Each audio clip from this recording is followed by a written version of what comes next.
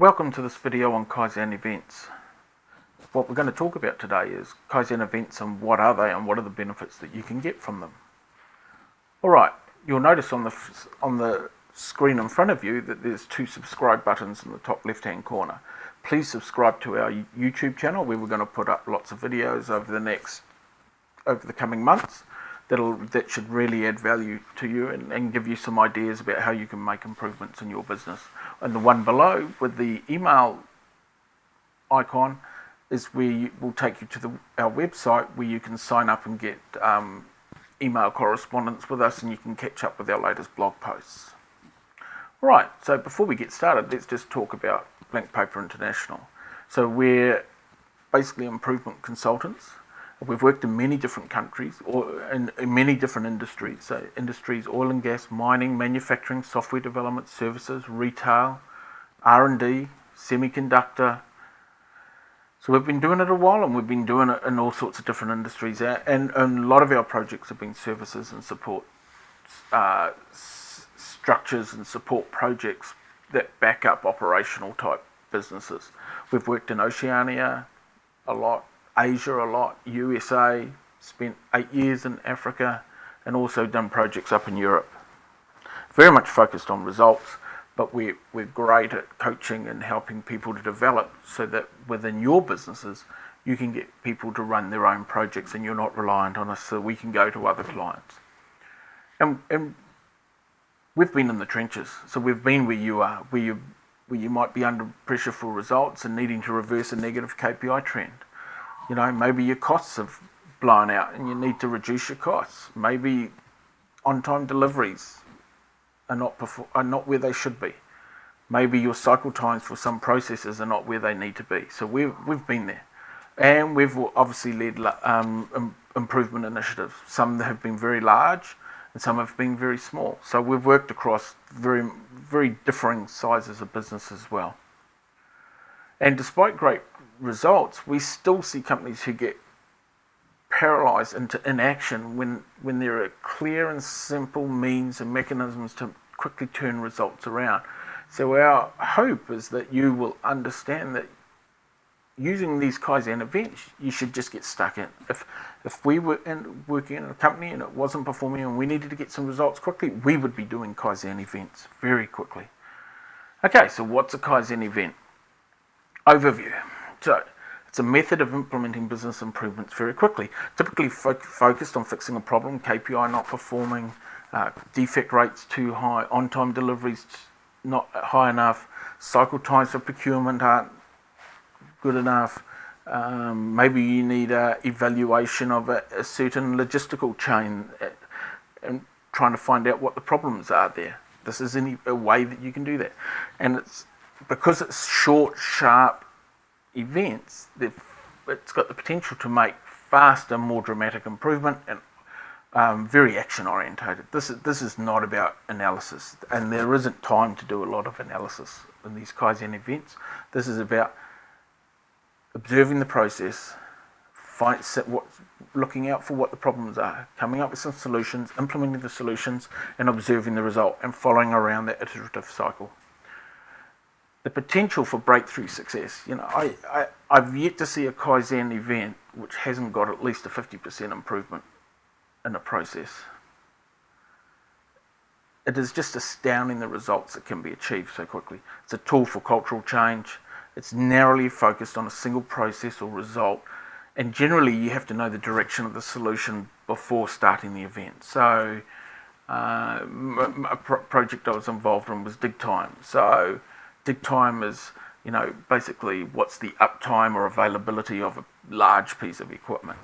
So what we're doing there, we know the direction of the solution is. We're going to look at all the downtime, we're going to prioritize the downtime, and we're going to tackle the biggest ones as soon as possible. All right? And usually it has a mandate set by senior management. So this is very senior management driven and supported. Okay. I've spoken about the speed of Kaizen events because they usually they're 2-day to 4-day events, and I've actually run them as on some projects as oil and gas where we didn't have the availability of teams, was we would run them in 1 hour, 2 hour blocks, which is a little bit unusual, but we would make sure that we'd set the Kaizens up like a normal 4-day Kaizen, making sure we had the right people. One of the things a Kaizen event rules is creativity before capital. We're not going and spending money to achieve the goals. We want to use creativity and get people's brains powers engaged to solve the problem. And because teams are usually made up of people that are working in the process, the operators, which is absolutely key for a Kaizen, they know what's wrong in their processes. And they've usually just been waiting to let those ideas out. And the Kaizen event is a perfect opportunity for them to voice their opinions and to take action to solve the problems that they've seen always existed there. Very much bias for action. Okay, this is not about analysis, as I said before. You need to have some mastery of Kaizen tools and knowledge of the business. So usually when I'm running a Kaizen, we would spend an hour training up in some really basic Kaizen tools.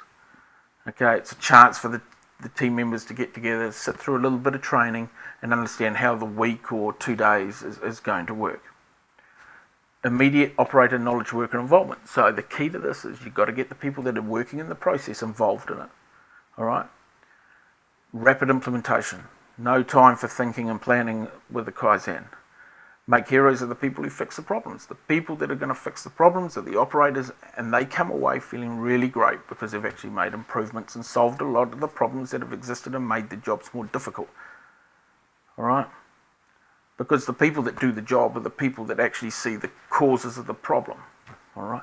It's not the managers that typically see poor KPIs and come up with causes for those poorly performing KPIs. It's the people on the ground that are doing the job. And one of the benefits of the Kaizen is you go to the workplace and you go and see what the problems are. Testing, learning, and continuous improvement starts and ends with the people working in the process. I think we've covered that. Keys for success for Kaizen. Clear definition of the problem. So we start out with a very clear mandate about what the problem is. We've got clear goals, we've got very clear boundaries. Very clear around statement of requirements and expectations for everyone. We assign responsibilities, we put realistic timeframes, we have a well-defined and usually signed and written charter and demonstrated leadership support. So some of them that I've been involved in, we've had the manager actually as part of the team. And they've rolled their sleeves up and made the improvements.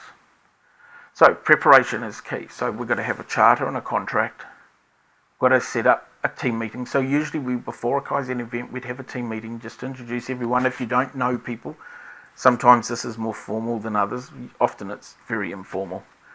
And we might develop a SIPOC. So if I was going to facilitate a Kaizen, I would actually do a high-level process map and look and see what data is around the process so I could start to understand what are some of the issues. I will also talk to people in the process to understand what I might expect during the Kaizen. Kaizen, the better the preparation, the better the Kaizen will go. And sometimes we've run Kaizens where we've had very little preparation time. And they've still been successful. So we have a mandate. So we've got important that the mandate is set by management and they understand the implications of this Kaizen. So we usually have stretch goals. So we don't want a 4% improvement. We want a 50% improvement, a 60% improvement. Okay? And the best place to start is obviously with the process bottlenecks, because if we can solve the throughput or the problems of the bottleneck, we will increase throughput or rates of production in a manufacturing or a transactional type process. Some of the types of mandates would be based around taking waste out of the process, using less resources. So we might we might have 5 people on a process and we want to get down to 3, and then we'll go use those 2 people elsewhere in the business. We want to improve the process outcomes. Maybe the defect rates are too high. Maybe the error rates in sales invoicing processes are too high, and common ones increased throughput. Okay, team composition, absolutely critical. Got to get the right people involved. Operators, I've spoken about them. Great if we can get management involvement. If you can't get management directly involved, then what we will always do is we'll have management meet with the team at the end of every day. And the team has to report back to management about what they're finding. Okay? So at the end of a 4-day Kaizen event, we would have a big presentation by the team about how it's gone and what the findings are. By the time we get to do that presentation, that final presentation, we want to have covered everything off so there's no surprises at that final presentation for management. Okay, if you can get people that have creativity and innovation skills, that's a bonus. And the other thing is, when I first started off doing the Kaizens, we got people from outsiders involved. And that would mean people from outside different companies, outside completely different industries, other functions, and they always made a great input. What's sort of like some of the results? So here's one that I was involved in: increased dragline dig time by 3%. So that's all we wanted to achieve. Now that's actually, we spoke about not wanting 3 or 4% improvement. When it comes to this size of this dragline, it's like a huge crane that digs overburden for a coal mine. A 4% improvement, 3 or 4% is actually a very big improvement. So what we did was we went and looked at all the downtime that was occurring on this particular dragline, and we prioritised it using basic Pareto charts, and we looked at all the causes of stoppages and what was causing a hassle. We spoke to the operators and made improvements. So some of the things, we always do some safety stuff usually if it's appropriate for the project. So in this case, we safety chain and safety barricaded for drum rollers inside the dragline. We reduce the blasting stoppage cycle time, so a dragline stops for the operator to get out of the machine and go to a place of safety while there's some blasting going on. So we improved that process. Cable positioning processes were improved. Anyway, all these improvements, we improved the dig time from 74.5% to 79%. $8 million in benefits. All in 5 days. Here's one: purchasing cycle times. So this is one on a major capital project where we had 3 or 4 purchasing work streams, and we wanted to reduce the cycle from 21 days to less than 2 days. Okay, so we as a Kaizen, we mapped the process, we looked at all the things that were holding up the process, and we designed solutions around that, and we reduced the purchasing cycle times to less than 2 days. So there's just a couple of very quick and simple examples, but got plenty more. So again, thank you for listening. I'd like to draw your attention to the subscribe YouTube channel. Great if you can subscribe to that, and even better if you can subscribe to our website by hitting the email subscribe sign. And here's all the details for Blankpaper International. If we can help you, if we can get you started on doing some Kaizens, that's all great. Thanks for listening, and have a good day.